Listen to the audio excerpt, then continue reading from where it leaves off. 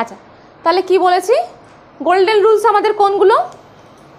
আমরা যখন কোনো প্রোডাক্ট ইউজ করব, সেটা পলিশ হোক বা জেল হোক বা অ্যাক্রিলিক হোক, যে কোনো প্রোডাক্ট, আমাদের কিউটিক্যাল এরিয়া স্পর্শ হবে না। হলে কি হবে জানো?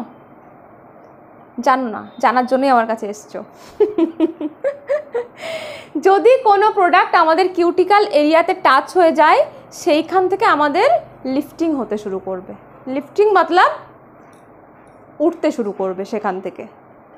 তো আমাদের কি করতে হবে, কিউটিক্যালটা ছেড়ে সবসময় আমাদের সমস্ত প্রোডাক্ট অ্যাপ্লাই করতে হবে। কিউটিক্যাল থেকে কি বলেছি, 1 হেয়ার লাইন আমাদের ডিস্টেন্স রাখতে হবে। ডিস্টেন্স রেখে আমাদের সমস্ত প্রোডাক্ট অ্যাপ্লাই করতে হবে।